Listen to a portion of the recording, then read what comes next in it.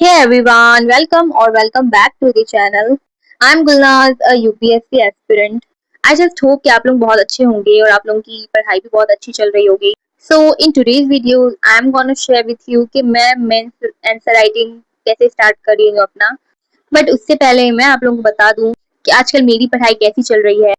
मेरी पढ़ाई तो बहुत अच्छी चल रही है. हर एक चीज अब धीरे धीरे समझ में आ रहा है मुझे, जो कि जियोग्राफी को बिल्कुल भी समझ में नहीं आ रहा था, तो वो भी अब मेरा सा थोड़ा सा ठीक हो रहा है. बाय द वे मेरा जियोग्राफी भी बैच में खत्म हो चुका है. मतलब जियोग्राफी का 3 बुक होता है, एक physical geography, Indian geography and human geography, तो तीनों ऑलमोस्ट खत्म हो चुका है और कुछ कुछ चैप्टर बचा है तो वो सर एडवांस में पढ़ाएंगे. और एंशियंट हिस्ट्री तो बहुत पहले ही खत्म हो चुका था. बाकी अभी सोशियोलॉजी स्टार्ट हुआ है, तो मैं अभी उसी का क्लासेस कर रही थी. ऑल्दो मुझे ये टीचर से तो बहुत अच्छे से समझ में आ रहा है, पर बहुत किसी को बिल्कुल समझ में नहीं आ रहा है. आप सबको बोल रहे हैं कि टीचर चेंज करो, बट मुझे तो हर एक चीज बहुत मतलब समझ में आ रहा है और मुझे लग रहा है कि ये बहुत ज्यादा ही ईजी पढ़ा रहे हैं. शायद इसीलिए क्योंकि मेरा 12th में सोशियोलॉजी था, तो सारा सर वही सब कॉन्सेप्ट पढ़ा रहे हैं जो मैं ऑलरेडी क्लास 12 में पढ़ के आई हूँ. तो मुझे तो बहुत ज्यादा इजी लग रहा है. बाकी बहुत किसी को ये हार्ड भी लग रहा है और किसी को तो समझ में ही नहीं आ रहा है. बट थैंक गॉड कि मुझे बहुत अच्छे से समझ में आ रहा है. और ये वाली चीजें समझाते भी बहुत अच्छे से हैं, जो कि खुद 2 बार मेंस दे चुके हैं और एक बार इंटरव्यू तक भी जा चुके हैं. कॉन्सेप्ट सारा बहुत अच्छे से समझाते हैं, मुझे तो सारा ही समझ में आता है. और अभी तक बैच में वैसे पॉलिटी और इकोनॉमिक्स स्टार्ट नहीं हुआ है, तो शायद अब इकोनॉमी और पॉलिटी दोनों स्टार्ट होगा. जहाँ तक मुझे लग रहा है तो जियोग्राफी जैसा हार्ड सब्जेक्ट तो एक भी नहीं होगा, जहाँ तक मुझे लग रहा है. बाकी आप लोग सोच रहे होंगे कि मैं फोन से नोट्स क्यों बना रही हूँ. तो सर कोई कोई चीज मतलब वो डेफिनेशन नहीं दिखाते हैं और ऐसे ही समझाते हैं फिगर विगर बना करके. तो मैं नोट्स में उतारने के लिए, सारा इलेबोरेट करने के लिए जिमेनाई से सारा मतलब उसको इलेबोरेट करके फिर सारा डेफिनेशन वगैरह लिखती हूँ. मतलब वैसे तो शॉर्ट नोट्स ही बनाती हूँ, ज्यादा लॉन्ग करके भी नहीं बनाती, क्योंकि ज्यादा बल्कि हो जाने से फिर रिवाइज करने का मन बिल्कुल भी नहीं करेगा. बाय द वे जो जो प्रारंभ 2029 से है, तो प्लीज मुझे कमेंट कर देना ताकि मुझे भी पता चले कि मेरा कितना कितना बैचमेट मेरे साथ है. बाकी आप लोगों को कॉलेज का इतना सारा क्वेरी आता है कि आप कॉलेज के बारे में बता दो, कॉलेज के बारे में बता दो भाई. तो कॉलेज अभी भी मेरा डिसाइड नहीं हुआ है. तो मुझे जहाँ तक लग रहा है कि मैं शायद डिस्टेंस से करूंगी या तो फिर कोई डमी कॉलेज से.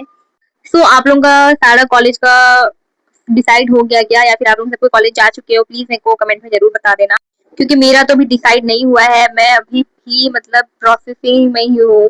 बाकी आई नो ऑलमोस्ट बहुत किसी का कॉलेज हो चुका है और शायद अब कुछ दिन में मेरा भी हो ही जाएगा.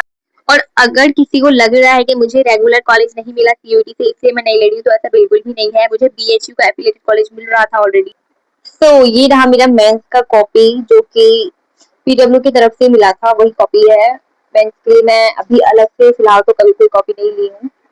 तो आप लोगों को मैं दिखा देती हूँ कि मैं अपना मेंस का आंसर राइटिंग कैसे करती हूँ और कहाँ से मतलब क्या खुद से ही करती हूँ सारा या फिर कहीं से हेल्प भी लेती हूँ, तो वो मैं आप लोगों को बता देती हूँ. बाकी अगर टाइमिंग के बारे में बताऊँ तो अभी तो टाइम मेरा मैनेज बिल्कुल भी नहीं हो रहा है. मेरे को जो आंसर 7 मिनट में लिखा जाता है वो मुझे 20 मिनट लग रहा है. एंड आई एम श्योर अभी स्टार्टिंग में इसलिए ऐसा हो रहा है. अभी भी 3 साल मेरे को आंसर राइटिंग करना है, तो शायद मेरे को कमांड हो जाए टाइमिंग में. आप लोगों को दिख रहा होगा कि मैं बहुत छोटा छोटा करके लिखती हूँ कि मेरा एक ही पेज में एक ही आंसर मतलब एक ही पेज में आ रहा है.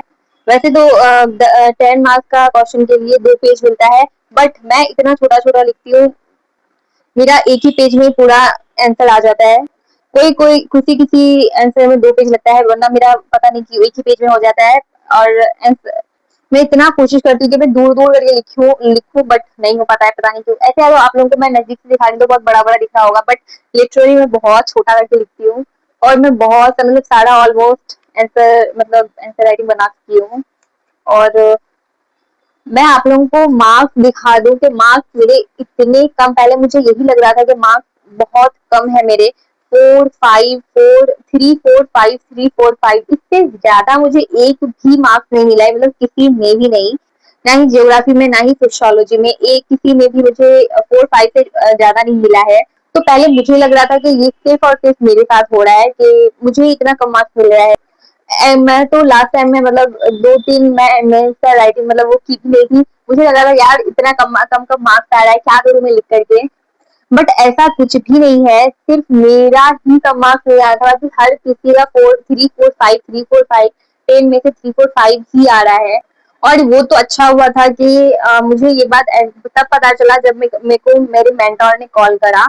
और ये बात मेरे को पीडब्ल्यू का सबसे अच्छा लगता है कि अगर तुम मतलब मेंटोर खुद खुद तुमको रीच करता है और तुमको टाइम टाइम टू टाइम वो खुद ही कॉल करेगा अगर कोई बैकलॉग है वगैरह वगैरह, तो उसके लिए तुम्हें मोटिवेट करेगा। ऑल दो मैं खुद भी मेंटोर को कॉल कर सकती हूँ पर्सनली, तो ये चीज मेरे को पीडब्ल्यू का बहुत अच्छा लगता है। तो मेरे मेंटोर ने मुझे कॉल करा और मैं मतलब उसने मुझे बताया कि कोई बैकलॉग वगैरह तो नहीं है एंड ऑल, तो मैंने बोला ऐसा कुछ भी नहीं है, मैं डीपीपी भी कर रही हूँ, डीएमपी भी कर रही हूँ। तो फिर मैं बोली कि मेरा डीएमपी में मार्क्स बहुत लो आ रहा है, तो मैं मार्क्स को हाई करने के लिए क्या करूँ।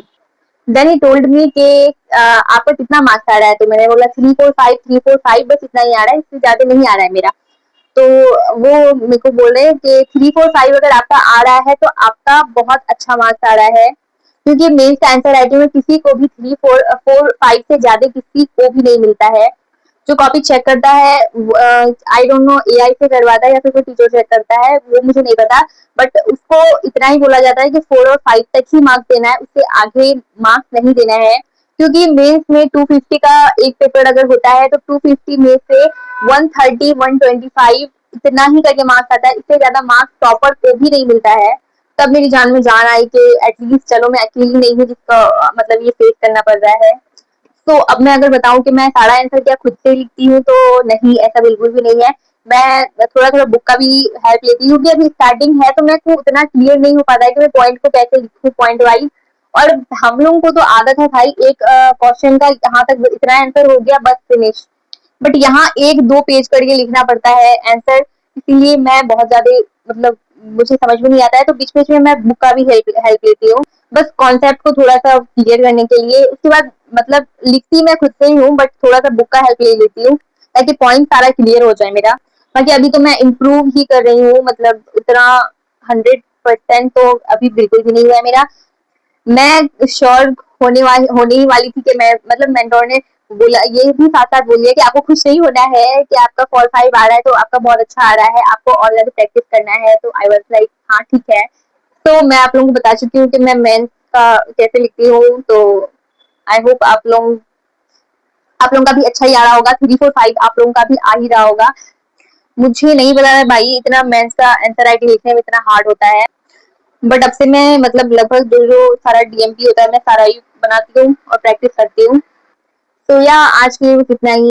आई जस्ट होप कि आप लोगों को इसमें थोड़ा सा भी ये वीडियो थोड़ा हेल्पफुल लगा होगा। अगर आप लोगों को थोड़ा भी हेल्पफुल लगा है तो प्लीज चैनल को सब्सक्राइब कर देना और वीडियो को लाइक करना मत भूलना।